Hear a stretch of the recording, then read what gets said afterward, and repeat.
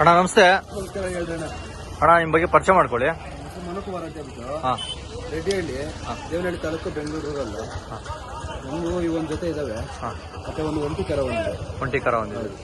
ಅಣ್ಣ ವರ್ಷ ದೊಡ್ಡದ್ ಕಟ್ತಿದ್ರಿ, ಈ ಸರಿ ಕರ ಕಟ್ಬಿಟ್ಟಿದ್ದೀರಾ? ಹೌದಣ್ಣ, ವರ್ಷ ಕಟ್ತಾ ಇದ್ವಿ. ಹಾಂ, ಈ ಸರಿ ಹಿಂಗೆ ಒಂದ್ ಸ್ವಲ್ಪ ಸಮಸ್ಯೆ ಹಂಗಾಗಿ ಹಾಂ, ಜೊತೆ ಕರ ಹಾಕಿದ್ವಿ. ಓಕೆ. ಅಣ್ಣ ನೀವು ಸುಮಾರು ವರ್ಷದಿಂದ ಮಾಡ್ತಿದ್ದೀರಾ? ಹೌದೌದು, ಸುಮಾರು ವರ್ಷದಿಂದ ಮಾಡ್ತೀವಿ. ಹಾಂ ಹಾಂ. ಅಣ್ಣ ಜಾತ್ರೆಗೆ ಬರೋದು ಹೇಗೆ ಅನ್ಸುತ್ತೆ ನಿಮ್ಗೆ? ನಮ್ಗೊಂಥರ ಖುಷಿನೇ. ಹಾಂ, ಯಾಕಂದ್ರೆ ವರ್ಷ ಈ ಘಾಟಿ ಜಾತ್ರೆ ನಮ್ಗೆ ಮೇನ್ ಜಾತ್ರೆ. ಹಾಂ, ನಾವು ವರ್ಷ ಸಪ್ಲಮ್ಗೂ ಹೋಯ್ತೀವಿ.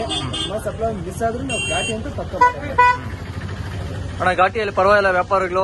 ವ್ಯಾಪಾರಕ್ಕೆ ಪರವಾಗಿಲ್ಲ, ನಡೀತಾ ಇದಾವೆ. ನಿನ್ನೆಯಿಂದ ವ್ಯಾಪಾರಸ್ಥರು ಬಂದಿದ್ದಾರೆ. ಹೌದಾ? ನಡೀತಾ ಇದಾವೆ. ಯಾವ ಕಡೆ ಅವ್ರು ಜಾಸ್ತಿ ಬಂದಿರೋಣ ವ್ಯಾಪಾರಕ್ಕೆ? ಎಲ್ಲ ಹಾವೇರಿ, ಹಾಂ, ದಾವಣಗೆರೆ, ಹಾಂ ಹಾಂ. ಮತ್ತೆ ಆಂಧ್ರ, ತಮಿಳ್ನಾಡವರು ಬಂದಿದ್ದಾರೆ. ಅಣ್ಣ ಹಾವೇರಿ ಕಡೆಯವ್ರಿಗೆ ಯಾವ ತರ ಎತ್ತಿರ್ಬೇಕು? ಅವ್ರ ಕೆಲ್ಸದೆತ್ತಿರ್ಬೇಕು. ಕೆಲಸ ಎತ್ತಿರ್ಬೇಕು.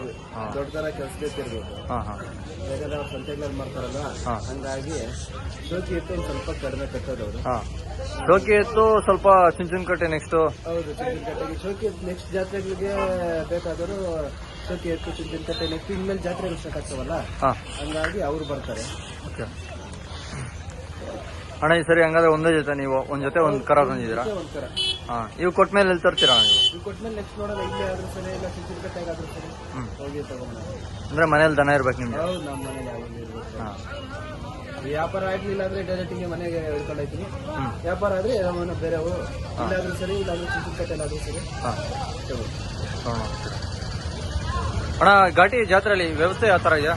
ವ್ಯವಸ್ಥೆ ಎಲ್ಲ ಚೆನ್ನಾಗಿದೆ ಅಣ್ಣ. ಲೈಟಿಂಗು, ಹಾಂ, ಅಂದ್ರೆ ಕರೆಂಟ್ ಎಲ್ಲ ಫ್ರೀ ಕೊಟ್ಟಿದ್ದಾರೆ. ಹಾಂ. ನೀರು ಕಂಟಿನ್ಯೂ ಬರ್ತದೆ ಇರ್ತೈತೆ. ನೀವು ನಾವೇ ತಂದಿರ್ತೀವಿ.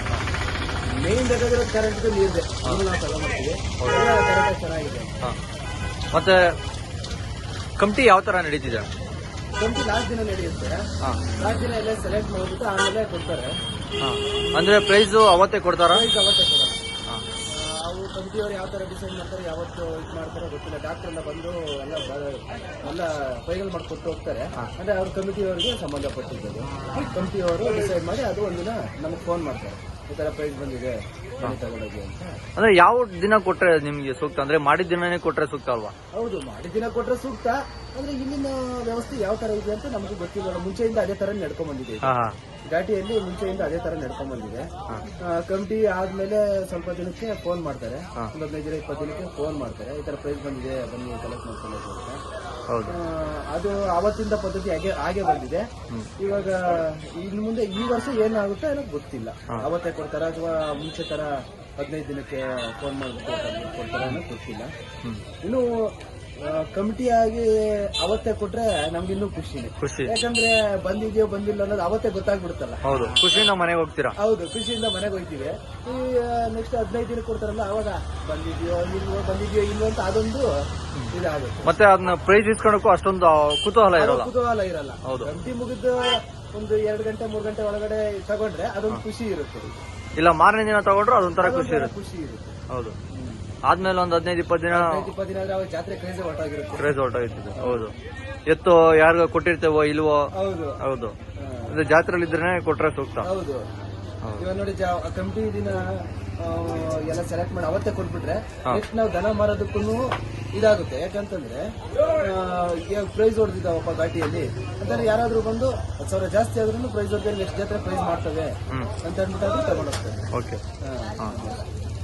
ಘಾಟಿ ಜಾತ್ರೆ ವಿಶೇಷತೆ ಏನಣ್ಣ ನೀವು ಬರ್ತಿರೋದ್ರಿಂದ? ವಿಶೇಷತೆ ಅಂತ ಏನಿಲ್ಲ, ವರ್ಷ ಮಾಮೂಲಿ ಯಾವ್ದೇ ಇದೇ ತರ ನಡ್ಕೊಂಡು ಹೋಗ್ತಿದ್ದಲ್ಲ ಹಂಗೆ ನಡ್ಕೊಂಡು ಹೋಗ್ತಾ ಇದೆ. ಅಂದ್ರೆ ಸೌಕರ್ಯಗಳು ಚೆನ್ನಾಗಿ ಕೊಟ್ಟಿದ್ದಾರೆ. ಕರೆಂಟ್ ಅಷ್ಟೇ KEB ಬರ್ತಾರೆ ಪಾಪ, ಅವರು ಲೈನ್ ಕನೆಕ್ಷನ್ ಆಗಿ ಕೊಡ್ತಾರೆ. ಮತ್ತೆ ನೀರನ್ನು ಕಂಟಿನ್ಯೂ ಒಂದು 1/2 hour ಒಂದ್ಸರಿ ಒಂದು ಟ್ಯಾಂಕರ್ ಬರ್ತಾ ಇರ್ತಾ ಇದೆ. ಅದು ನಡೀತಾ ಇದೆ ಚೆನ್ನಾಗಿ. ಓಕೆ, ನಿಮ್ಮೆಲ್ಲ ಮಾತಿದೆ. Thank you.